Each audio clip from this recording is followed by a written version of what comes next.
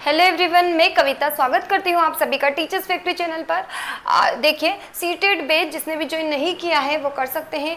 इसमें आपको English, pedagogy, math, social science, social study, child development, EVS सभी की क्लासेस मिलने वाली है।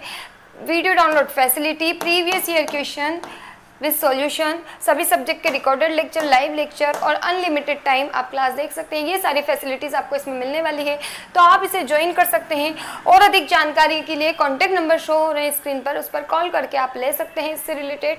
देखिएगा, आज हम जानेंगे हमारा टॉपिक क्या है। मेन सीटेट एग्जाम 2024-25 जो कि आपकी दिसंबर या जनवरी में होने वाली है, बुक से कैसे पढ़ें। ठीक है, मेन टॉपिक। अब बुक बहुत मोटी मोटी बुक होती है, थ्योरी वाली का बता रही हूँ मैं, तो उन्हें कैसे हम पढ़ें। ठीक है, तो देखिएगा, बुक आपने जो भी परचेस की है, ठीक है, तो बुक लिस्ट भी मैं आपको बता ही दूंगी, उसके लिए एक वीडियो बना लेंगे।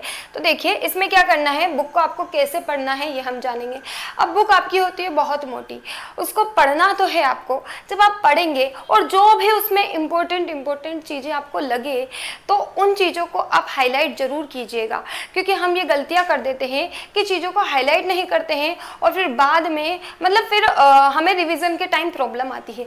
ठीक है, अगर आप बुक से पढ़ रहे हैं और बुक से ही रिविज़न करने वाले हैं, तो फिर आपको हाईलाइट करना जरूरी है इसके लिए। और आप नोट्स भी प्रिपेयर कर सकते हैं, खुद के बुक से खुद के नोट्स भी प्रिपेयर कर सकते हैं। और नोट्स में सब कुछ नहीं लिखना है आपको। पहली बात तो नोट्स का मतलब क्या, नोट्स में आपको सिर्फ वही चीज़ लिखनी है जो आपको मतलब मेन लगे। मेन पॉइंट्स हो सकते हैं। कोई भी थ्योरी लिखी हुई है बहुत बड़ी, ठीक है, बुक में क्या थ्योरी लिखी होती है बहुत बड़ी, उनको आपको पॉइंट वाइज लिखना है। जो भी पॉइंट्स आपको इम्पोर्टेंट लगते हैं वो आपको पॉइंट्स वाइज आप अपनी लैंग्वेज में लिख सकते हैं, जिससे कि आप मतलब चीज़ें आपको याद भी रहे। जैसे किसी के बारे में हम किसी का जीवन परिचय हमने पढ़ा, ठीक है, तो हमने किसी का भी जीवन परिचय पढ़ा, हमने जन्म लिख लिया उनका, उनकी मृत्यु लिख ली, और हमने उनकी कविताएं और जो भी कहानियाँ थी, कृतियाँ, वो लिख ली, मतलब रचनाएँ हैं वो हमने लिख ली। और इनके बारे में एक दो लाइन जो हमें लगी कि साहित्य के क्षेत्र में रुचि रखते थे, कुछ ऐसी इंपॉर्टेंट फैक्ट जो हमें लगे कि हाँ ये एग्जाम के पॉइंट ऑफ व्यू से इंपॉर्टेंट हो सकते हैं, तो वो चीज़ ही हमें लिखनी है। मेन चीज़ें लिखनी है। इन्होंने कुछ किसी चीज़ में योगदान दिया हो, कोई पुरस्कार इन्हें मिला हो, तो वो हमें लिखना है। कुछ ऐसी चीज़ें जो मतलब इम्पोर्टेंट है। बाकी पूरा का पूरा आपको नहीं लिखना है ना, पूरे के पूरे को हाईलाइट करना है। हाईलाइट भी आप वही चीज़ करेंगे जो आपको इम्पोर्टेंट लगती है, ताकि कि क्या होगा, इससे जब आप रिवीजन करें इन चीज़ों का, तो आपको मतलब वही चीज़ आप अच्छे से हाईलाइट जो आपने की है उन्हें अच्छे से पढ़े, और फिर वो चीज़ आपको डेफिनेटली बेनिफिट देंगी। ठीक है, तो आपको इस तरह से बुक पढ़ना है। बुक को आपको पूरी पढ़ना है, ठीक है, पूरी पढ़ना है, लेकिन उसको समझना है, उसको रटना नहीं है। आपने बुक उठाई, उसको रटा, बिल्कुल एक एक शब्द आपको याद रहना चाहिए, तो ऐसा नहीं होता है। आपको समझना है चीज़ों को। एक बार अच्छे से पढ़िए, दूसरी बार समझिए, मतलब उसको समझना है, समझ कर पढ़ना है।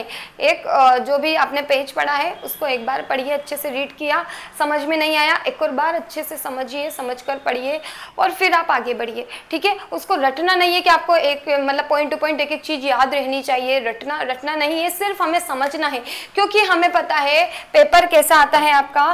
पेपर आपका आ रहा है अंडरस्टैंडिंग बेस्ड। ठीक है, जो हम पेपर देखते जा रहे हैं, अभी जो चेंजेस हो रहा है, तो उसमें सिलेबस में चेंज हमें देखने को नहीं मिला, लेकिन चेंजेस देखने को मिला है हमें समझ पर आधारित पेपर आने लगे हैं। मतलब आपने अगर किसी भी टॉपिक को पढ़ा है तो आपने उसे समझा कितना है। फैक्चुअल चीजें नहीं आती है, आपके समझ से रिलेटेड क्वेश्चन पूछे जाते हैं कि आपने उसको कितना समझा है।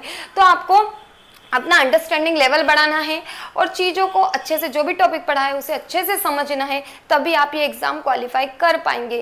क्योंकि समझ पर आधारित पूरी तरह से पेपर हो गए हैं, तो आपको समझना है चीज़ों को। ठीक है, तो आपको अच्छे से समझना है और इसी तरह से आपको बुक पढ़ना है। अगर आप कोई ऑनलाइन कोर्स ज्वाइन किया है आपने, तो उसे भी इसी तरह से मतलब समझ कर पढ़ना है, रटना नहीं है। ठीक है, रटना बिल्कुल नहीं है, चीज़ों को समझना है। चाहे क्वेश्चन कितना ही घुमा फिरा के फिर हमसे पूछ लिया जाए, हम उसका सही आंसर लिख कर आएंगे, मतलब टिक लगा कर आएंगे अगर हमें मतलब समझा है हमने टॉपिक को तो, और अगर रटा है तो फिर हम उसका सही आंसर नहीं कर पाएंगे। क्योंकि हम देखते हैं कथन निष्कर्ष से बहुत क्वेश्चन आते हैं, कथन कारण जो निष्कर्ष कथन निष्कर्ष होते हैं, कथन कारण, इनसे बहुत क्वेश्चन आते हैं। तो ये क्वेश्चन किस पर, समझ पर ही आधारित है। अगर आपने समझा है तभी आप इनको कर पाएंगे। तो इस तरह से जब इन्होंने अपना मतलब जो पूरा लेवल था सिलेबस में चेंज नहीं किया है, लेकिन चेंज यही देखने को हमें मिला है।